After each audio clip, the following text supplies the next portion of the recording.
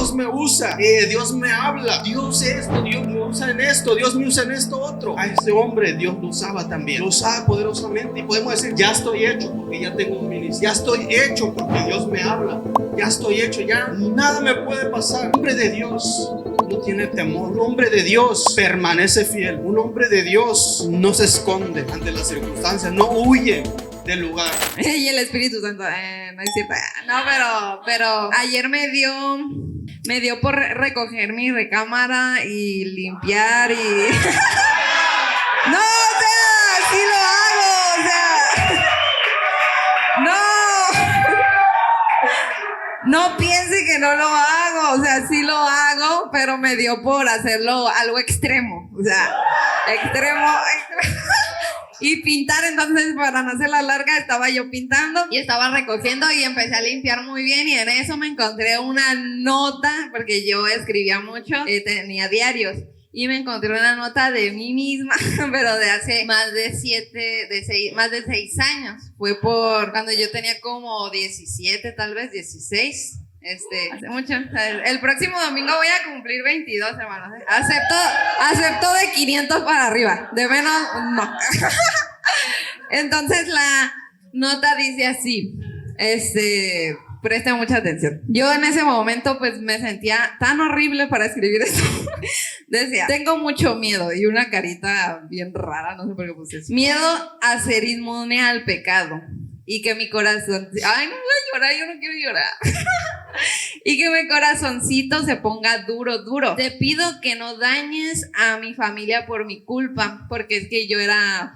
Bueno, como dice Candy, por ella no, era muy rebelde y siempre le causaba daño a o sea, siempre le causaba problemas a mis papás. Era muy rebeldita, pues. Y le decía que no dañes a mi familia por mi culpa, y si es necesario castígame, pero solo a mí. Te pido que mi día especial, porque yo tengo un día especial con Dios, se repita. Una parte de mi corazón aún sigue viva. ¿Recuerdas cuando te servía tu café? Porque pues yo le servía, cuando yo tenía pues una comunión con Dios, le servía un café. Cuando te confiabas cuando te contaba solo a ti, cuando por lo menos trataba de hacer lo correcto. ¿Qué me pasó? ¿Por qué, si eres un Dios duro, por qué no me destruyes de una vez? Ay. Entonces yo en ese momento me sentía muy mal, porque yo creo que me sentía como un poco separada de Dios. Pero me impresiona que en esa carta le dije que tenía mucho miedo de hacer algo incorrecto, de separarme de él, y le pedí que realmente, que tuviera misericordia de mí, pues que realmente yo siempre le decía al Señor que si era necesario que me pusiera disciplina, pero que no quería hacer algo que no fuera su voluntad. Me daba mucho temor, y no sé si a usted le pasa, pero nos debería de dar temor a hacer algo que no vaya a su voluntad.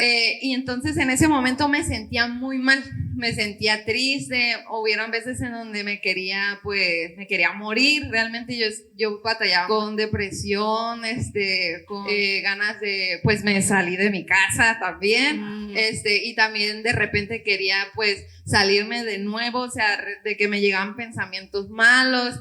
Y realmente yo vivía muy mal, porque pues estaba separada, no conocía bien a Dios. Y a lo que voy es que pues leyendo esta carta, cuando yo la estaba leyendo, yo me sorprendí de lo que Dios ha hecho en mí después de tantos años. Y Dios me ponía en el corazón decirles que la condición en la que ustedes están tal vez pasando ahorita, que no va a ser para siempre. O sea, solamente es un momento en el que Dios quiere trabajar con ustedes, pero que Dios va a hacer la obra en ustedes, pero que hay que tener siempre ese temor de decir, Señor, no permitas que yo vaya a hacer algo que nada que ver con tu propósito. A mí me da mucho, yo le digo a Dios, me da mucho temor que yo llegue a tu presencia y que tú me digas, ¿qué hiciste con esto? O sea, ¿por qué no cumpliste lo que yo te dije? Ese era tu propósito, no lo hiciste. Me da mucho temor. Y yo le digo a Dios, si es posible, haz lo que tengas que hacer, jálame de las greñas, regáñame, haz lo que sea, pero que yo pueda entender que estoy mal. Y es lo que les quiero transmitir, que usted, si está pasando por un proceso, si se siente angustiado, si se siente deprimido, triste, solo, o está batallando con un área, un pecado, lo que sea, tiene que saber que esa condición no tiene que ser para siempre. Dios lo va a ayudar. Y así como Dios me sacó de la depresión, de la ansiedad, Dios también le va a ayudar a salir de cualquier cosa que esté pasando usted. Pero necesitamos decirle a Dios: Señor, por favor, ayúdame a poder cumplir ese propósito que tú tienes para mí. Y pues realmente animarlos que no se va a quedar para siempre en esa condición, que tal vez a veces decimos: ay, es que pues yo soy así, qué triste, siempre voy a ser así. Realmente antes yo batallaba con escuchar música mundana. O sea, a mí me gustaba mucho escuchar banda y puras de esas cosas.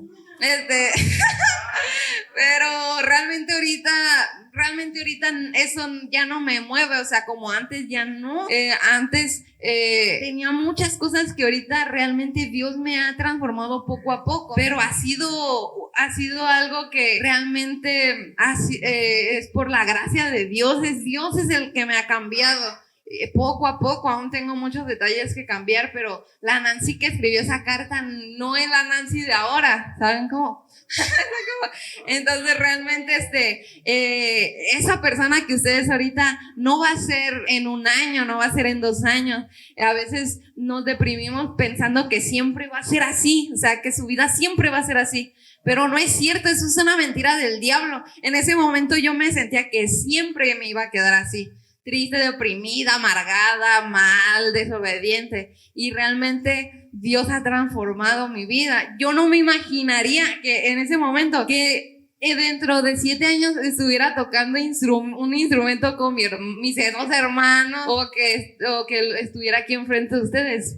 Ni al caso, o sea, no lo podría imaginar. En ese momento nada más me quería morir. Entonces Dios va a hacer algo en su vida, y quería contar ese testimonio de lo que Dios ha hecho en mí.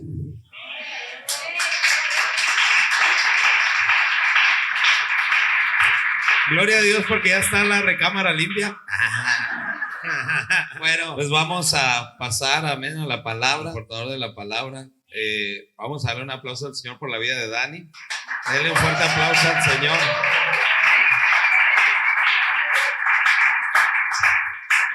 Gloria a Dios. No, pues gracias por venir, para permitirme, porque Dios pues me ha permitido estar aquí también predicando su palabra. Póngase de pie, vamos a orar. Estaba yo orándole a Dios, pidiéndole: Señor, ¿qué hablo? ¿Qué digo?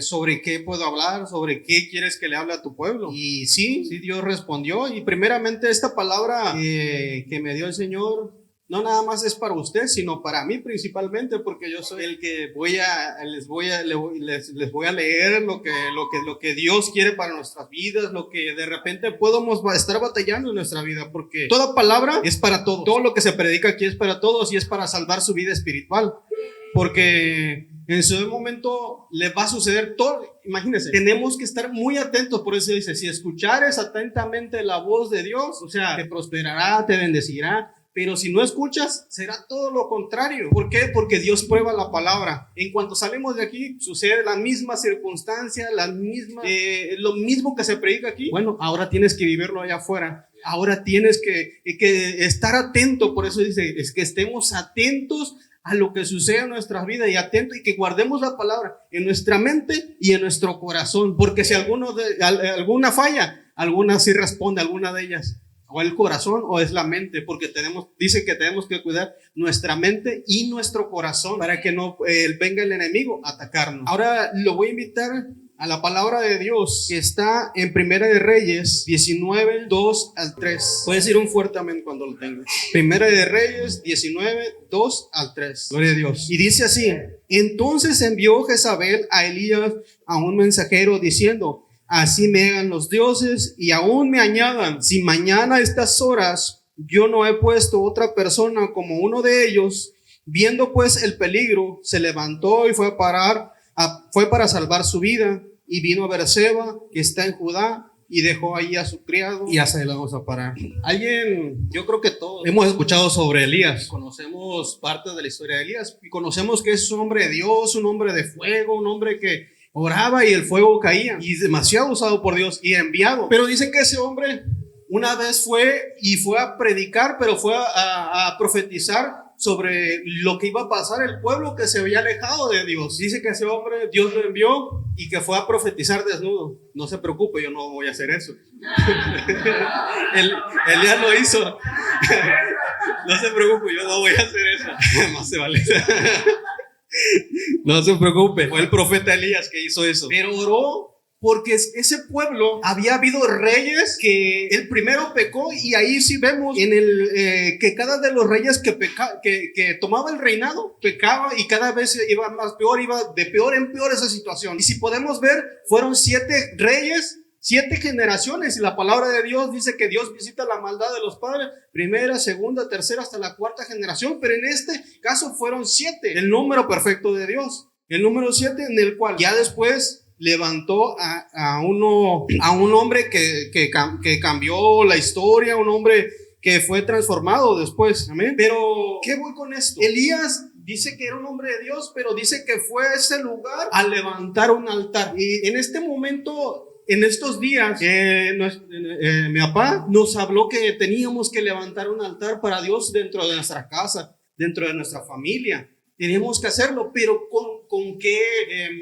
¿Qué entendemos que tenemos que levantar? ¿Qué podemos entender sobre un altar? ¿Qué significa? ¿Para qué? ¿Y qué nos lleva al altar? Muchas veces no podemos llegar a entender, pero en este caso, como usted como profeta, usted como hijo de Dios, tiene que comenzar a levantar. Pero acá el profeta Elías había llegado a ese pueblo porque Dios lo había enviado para levantar altar a Jehová, para que su nombre fuera exaltado. Pero ese era un hombre tan metido, un hombre de fuego, que podía decir, no hombre, ese hombre ya está hecho, ni siquiera lo quiero de enemigo. Muchos de nosotros tal vez podemos decir, Dios me usa, Dios me habla, Dios esto, Dios me usa en esto, Dios me usa en esto otro. A este hombre Dios lo usaba también, lo usaba poderosamente, y podemos decir, ya estoy hecho porque ya tengo un ministerio, ya estoy hecho porque Dios me habla, ya estoy hecho, ya nada me puede pasar. Pero si vamos a la palabra de Dios ahí en Primera de Reyes, 19:3, vino pues el peligro, se levantó y se fue para salvar su vida.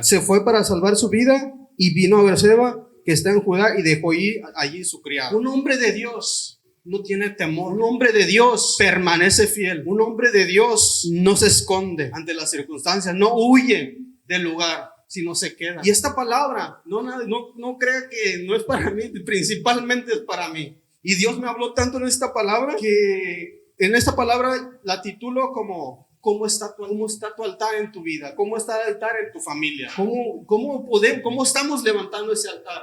¿Y qué después viene de Elías? Cuando sucede el momento crucial de su vida, que ya había ido a levantar un altar, no sabíamos cómo estaba su altar de él, porque dice que después de ir con los profetas y de repente pues dijo, se burló de aquellos profetas de Baal, se burló Elías porque mira, tu Dios a lo mejor está ocupado, no sabe qué hacer, mira, a lo mejor está haciendo otras cosas, se comenzó a burlar de ellos. Y Elías que oró y de repente cayó el fuego. Y bueno, pero este hombre no sabíamos cómo estaba su altar, porque mira, aquí ahora lo vemos, un hombre huyéndole a una mujer, huyéndole a una circunstancia. Muchos de nosotros, a veces hay momentos que decimos, estoy hecho, pero no sabemos en cuál prueba podemos caer, no sabemos en cuál dificultad podemos estar. Podemos decir, yo mi altar lo tengo bien. Yo puedo decir, yo estoy bien en el camino de Dios.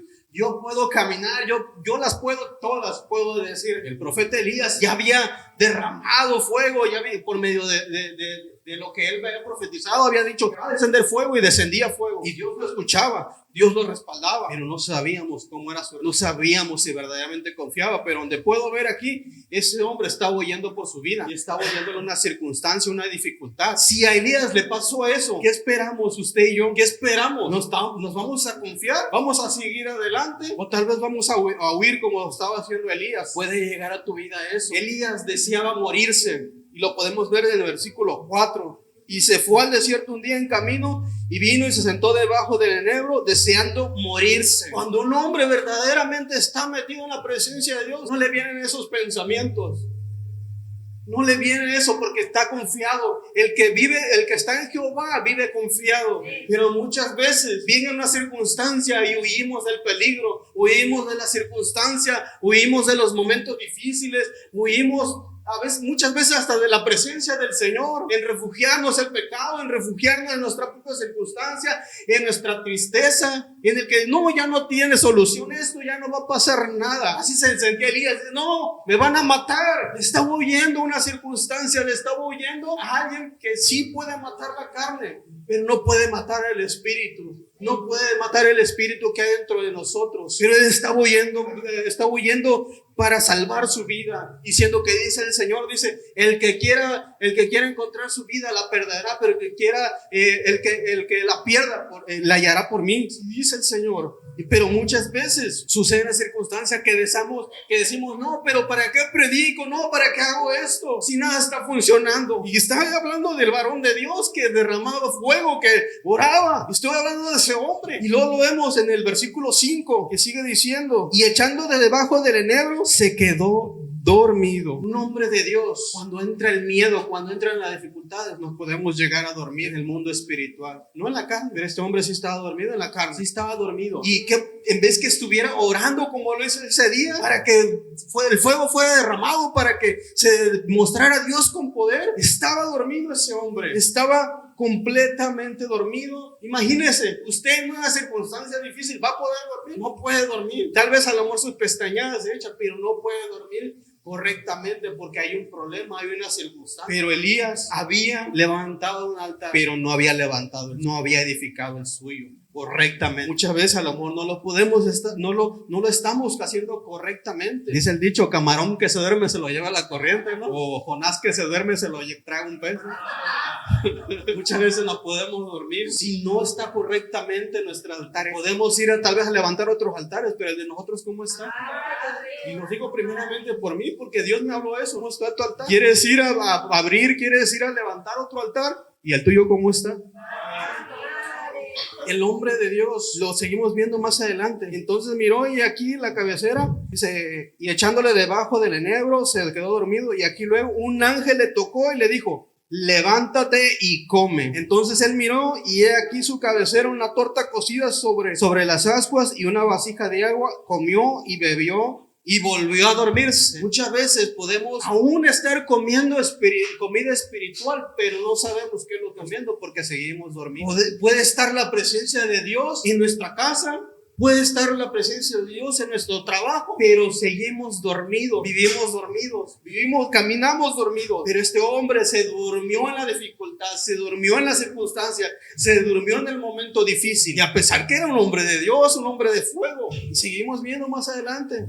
En el versículo 9, y allí se metió en una cueva donde pasó la noche y vino a él palabra de Jehová, el cual le dijo, ¿qué haces aquí, Elías? Elías se escondió en una cueva. La cueva, ¿qué significa? Encierro, estancamiento. Si no verdaderamente no ponemos nuestra confianza en Dios, nos podemos llegar a estancar y no avanzar, no salir de ese lugar, porque te veía aquí, Dios le dijo, ¿qué haces aquí? Dios le había dado una orden que saliera, Dios le había ordenado algo, pero Elías no accionó. Elías sí comió, pero se quedó en el mismo lugar, no avanzó, no siguió adelante. ¿Por qué? El temor seguía inundando en él, seguía la misma circunstancia en él, seguía el momento difícil en él. No sé qué estaba pasando por la cabeza de Elías, porque si ya había Dios mostrado su poder, ya había mostrado lo sobrenatural en su vida, hemos presenciado nosotros lo sobrenatural de Dios en nuestras vidas, sentimos la presencia de Dios, pero ¿qué hay cuando viene la prueba? Dejamos de confiar en Dios, que es lo primero. ¿Por qué? ¿Por qué digo esto? Porque muchas veces cuando sucede el Señor, no estás conmigo. Si el Señor prometió que Él jamás iría de nosotros, que nunca se apartaría de nosotros, pero nosotros comenzamos a decir, Señor, es que tú no estás haciendo nada. Elías estaba triste, estaba deprimido por lo que estaba pasando, pero él sabía que tenía el fuego. ¿Y por qué no accionaba? Porque dentro de su altar no había confianza. Dentro del altar no había la verdadera convicción de aquel fuego, que ese fuego podía presentarse de la misma manera. Para encontrar la bendición de Dios no tiene que ser algo monótono, no tiene que ser algo que tengo que orar, sino que tenemos que encontrar el sentido de la oración, el sentido y la convicción de qué significa un altar para Dios. Si vemos el altar para Dios, lo que hacían, dice que reunían 12 piedras. 12 piedras son las 12 tribus de Israel, que significa el pacto con Dios, que significa la bendición de Dios sobre sus vidas, significa sacrificio, significa obediencia. El altar para Dios, todo eso significa la promesa de Dios cumplida. porque cuando iban a cruzar el río, tenía que cruzar el río y les dijo que tenían que poner 12 piedras. Y también cuando le decía que tenían que edificar altar, eran 12 piedras lo que tenían que hacer para recordar dónde Dios les había dado la victoria. Dios le había dado la victoria a ese pueblo con el profeta Elías. Ahí estaba la bendición que les había dado, porque en ese altar, entonces quiere decir que ya había altar, ¿no? Ya había un altar, pero estaba destruido, porque ese pueblo de Dios, que era de Dios en su momento, le estaba rindiendo cultos a Baal. Le estaba rindiendo, que ese pueblo de Dios, Dios los había salvado, y le comenzaron a rendir cultos.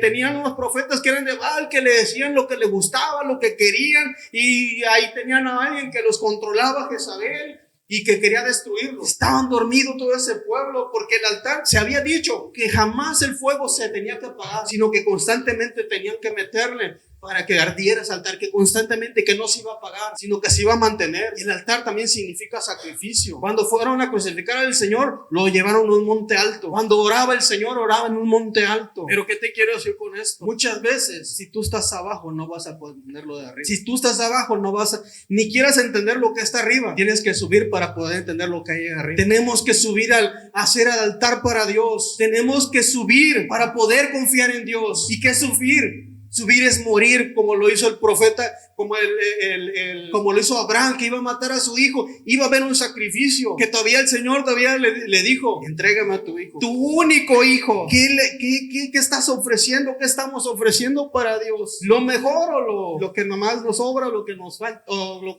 que sea, lo que caiga, lo que encontramos? ¿Qué le estamos ofreciendo a Dios en el altar? ¿Nuestro tiempo? O tal vez nada más la mitad de nuestro tiempo. ¿Fidelidad o media fidelidad? ¿Qué le estamos ofreciendo a Dios? La cueva también provoca miedo. Estar en la cueva provoca miedo, porque no sé qué te puedes encontrar ahí. Pero dentro de tu cueva, aunque tú quieras huir, van a seguir llegando más circunstancias, hasta que no te despiertes, hasta que no me despierte a buscar a la presencia de Dios. Van a seguir ocurriendo, aunque me quieran encerrar en mi mundo, aunque me quieran encerrar en mi mismo lugar, en mi tranquilidad, aunque tenga problemas. El pueblo de Israel estaba haciendo lo mismo. Elías estaba haciendo lo mismo, se estaba encerrando en su propio entendimiento. Muchas veces el cristiano se encierra en su propio entendimiento. Yo lo puedo todo, yo lo voy a hacer todo. Dice la palabra de Dios: sobrellevar las cargas unos de los otros. Pero cuando recurrimos, no, yo lo puedo hacer solo, yo lo voy a hacer solo. Siendo que la palabra de Dios: si dos se ponen de acuerdo, yo lo haré. Si dos se ponen de acuerdo, no dice uno, dice dos. La cueva provoca de salir a la cueva. Elías decía: no, pero ¿para qué salgo si Jezabel me quiere matar? Muchas veces en mi vida, no, ya no quiero servirle a Dios, porque el enemigo me ataca y mejor prefiero de aquí, de lejitos, porque el enemigo me va a atacar. Sí, entre más me acerco a Dios, más el enemigo me ataca. Bueno, porque todavía no has entendido el significado de tu altar que estás haciendo. No has entendido el verdadero significado del altar en tu vida. Muchas veces nos encerramos en la cueva de nuestra propia inteligencia, en el que decimos: yo lo voy a solucionar de esta manera, yo lo voy a hacer así, siendo que mi altar tiene que ser edificado con sabiduría de lo alto. Nada más el que yo creo, el que yo pienso, el que yo lo quiero hacer así. Dice la palabra de Dios que no nos creemos sabios de nuestro propio conocimiento. Muchas veces llegamos a la cueva del compromiso, como decimos: estoy haciendo, bueno, Dios no hace nada, pues aquí me quedo, tomo, en algún momento va a suceder algo, o nada más oro 10 minutos, o nada más voy los domingos. Del conformismo, porque así estaba Elías, estaba conformado que Jezabel hiciera lo que hiciera, que representa el enemigo en nuestras vidas. Dejamos que el enemigo nos destroce, todo por estar dormidos, todo por no despertarnos y seguir adelante. Está también la cueva de la religiosidad. ¿Cómo la religiosidad? Pero hermano, ¿cómo me dice que la cueva de la religiosidad? Bueno, el que todo lo juzgo, todo lo critico, todo lo señalo. Un domingo sí, un domingo no. Ahorita no oro, todo el mundo, yo sé que Dios me va a ayudar. Eso es religiosidad. Y está la cueva de las obras de la carne. La cueva de las obras de la carne, donde sale a relucir tu carnota. Donde sale a reducir todo eso. Donde, pero ¿por qué yo voy a hacer eso? ¿Por qué yo tengo que pedir perdón? ¿Por qué yo tengo que buscar a Dios nada más? ¿Por qué tengo que hacer esto o lo otro? Tiene la cueva de las obras de la carne, el que yo creo, yo quiero, yo hago, y yo hago lo que me da la gana. Pero hay una promesa muy grande y algo muy grande para ti y para mí, que Dios no quiere sacar que Dios te quiere sacar de esa cueva. Si vemos en el versículo 11, sigue diciendo, y él le dijo, sal fuera y ponte en el monte delante de Jehová. Y aquí Jehová que pasaba, y un grande poderoso viento se rompía en los montes y quebraba las peñas delante de Jehová. Pero Jehová no estaba en el viento, y tras el viento un terremoto. Pero Jehová no estaba en el terremoto, y tras el terremoto un fuego, pero Jehová no estaba en el fuego, y tras el fuego un silbido apacible y delicado. Así Dios se presenta en tu vida con una palabra suave que te dice, ¿qué estás haciendo? Te dio una orden, levántate. Te dio una orden, haz un altar. Te dio una orden, levántate. Dios te dice en esta noche, levántate. Fallaste, levántate. Estás triste, levántate. Estás pasando por momentos difíciles, levántate. No te quedes dormido. No hay que quedarnos dormidos, sino hay que buscar y levantar ese verdadero altar al Señor, en el que le creemos, en el que morimos a nosotros mismos, en el que ofrecemos sacrificio. No pedimos, sino ofrecemos sacrificios. Obedecemos al Señor, obedecemos a la palabra del Señor, y no huimos de la circunstancia, no huimos del momento difícil, sino nos quedamos, porque a eso fuimos llamados. Hablaron en un principio sobre guerra. El pueblo de Israel allá, lo vemos que estamos en guerra, pero aquí se presenta de una manera espiritual. Pero dice que para cuando hay una batalla tienen que levantar un muro. Nuestro muro es nuestro altar. Es el altar dentro de nosotros. Es el altar dentro de nuestras vidas. ¿Dónde estamos? ¿Dónde estamos usted y yo? ¿Estamos dentro de la cueva o fuera de la cueva? ¿Dónde está tu altar? ¿Dónde está mi altar? ¿En qué condición está? ¿Está destruido o apenas se está edificando? ¿O se está encendiendo el fuego? ¿O se está poniendo el sacrificio? ¿De qué manera se ha estado construyendo? ¿De qué manera se ha estado haciendo? Y muchas veces queremos que Dios nos escuche, pero no hemos edificado ese altar. No hemos construido nada. Dios es un Dios que restaura. ¿Qué es lo que se hace en el altar? ¿Qué es lo que vino a hacer Elías? Restaurar el altar. ¿Qué es lo que tenemos que hacer? Primeramente que nada, antes que ir a orar por personas, orar por alguien, tenemos que construir, levantar nuestro propio altar. Porque Dios claramente en el Antiguo Testamento se movía en lugares santísimos, en los altares, se movía la presencia de Dios. Pero ahora hay una gran noticia, porque no solamente, ya no se mueve así, sino se mueve dentro de ti, porque ya ahora eres templo del Espíritu Santo y el altar eres tú.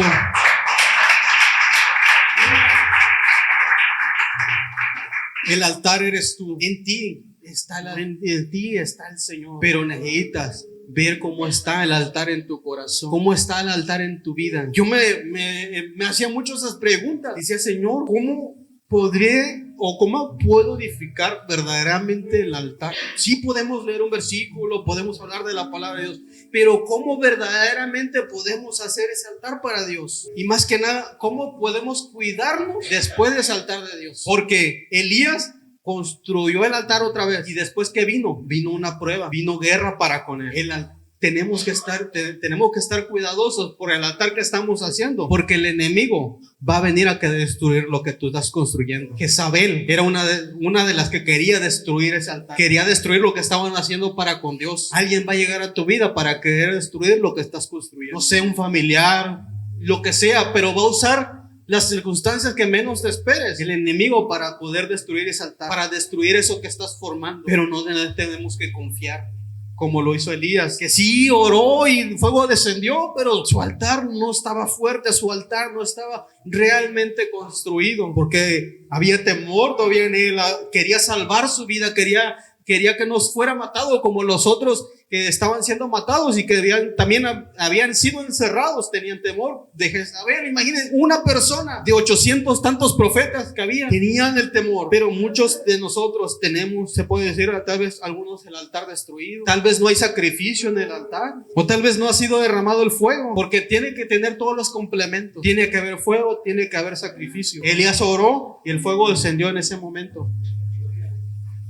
¿Has orado para que el fuego sea encendido en tu vida? Para que el enemigo no venga a destruirte. ¿Has edificado correctamente ese altar? Pero hoy te vengo a decir, aunque el enemigo se enoje, como profeta de Dios, te vengo a decir que si tú levantas ese altar, el enemigo va a salir huyendo de tu vida y jamás te va a poder destruir, porque se va a levantar una generación. Porque eso es lo que estaba preparando Elías. Estaba levantando un altar para las próximas generaciones, las cuales iban a destruir, iban a conquistar la tierra. Si tú verdaderamente te has comprometido y dices, Señor, yo quiero edificar ese altar. Tal vez mi altar estaba destruido. Tal vez mi altar ni siquiera le había tomado importancia. Pero de este momento yo confío en ti y yo creo que tú me vas a ayudar a construir ese altar. Porque aquel que está construyendo altar no lo está construyendo para sí. Acuérdese, Elías estaba construyendo y ya después de que construyó eso, se levantó otro rey, pero reinó conforme a Dios le había dicho. Se terminó esa maldición. Cuando tú levantas un altar en tu vida, cuando tú levantas un altar, estás preparando tu generación, estás preparando el pacto de Dios en tu generación, estás preparando las bendiciones de Dios para tu familia, para tus hijos. Pero cuando verdaderamente está levantado ese altar, Elías se había descuidado. Y no con esto que te digo que seas lo peor, si tal vez no has edificado bien tu altar, pero es el momento que tomes tu decisión para ofrecer sacrificios, reconstruir lo que estaba destruido, tu relación con Dios. Porque no podemos ir a hablarle a alguien, no podemos orar por alguien si no hemos construido nuestro altar. Tenemos que hacerlo. Lo invito a usted y a mí también, yo principalmente para mí. No nos tenemos que dormir y tenemos que mantener vivo ese altar que somos nosotros, que nuestra vida verdaderamente sea consagrada a Dios. Porque desde el momento que aceptamos a Jesús, desde el momento que aceptamos el llamado, estamos aceptando las responsabilidades, estamos aceptando todo lo que conlleva hasta la muerte. Si Jesucristo murió por nosotros, aún nosotros no mereciendo, ¿qué podemos decir? Que nosotros lo merecemos todo. No merecemos nada. En Romanos 3:23 dice, por cuanto todos pecaron, están destituidos de la gloria de Dios. No merecemos el cielo, ni usted ni yo, pero es por gracia. Es por gracia, porque la sangre de Jesucristo ya fue derramada en usted y en mí. Y el altar significa agradecimiento, que por ese agradecimiento usted y yo tenemos que edificar eso principalmente, ¿no? Para que Dios se manifieste con poder, para que verdaderamente puedas conocer ese Dios verdadero del que hablan desde el principio, porque dicen que Dios se movía con poder. ¿Quieres que Dios se mueva en tu vida? Quiero que Dios se mueva en mi vida con poder y autoridad. Tengo que edificar altar, tengo que ofrecer sacrificios de obediencia, sacrificios que lleguen como olor grato ante la presencia del Señor. Te voy a invitar a que te pongas de pie. ¿Me ayudan con la alabanza? Primera de Reyes 18:30 dice: acerquémonos a Dios y arreglemos el altar del Señor para que veamos su gloria.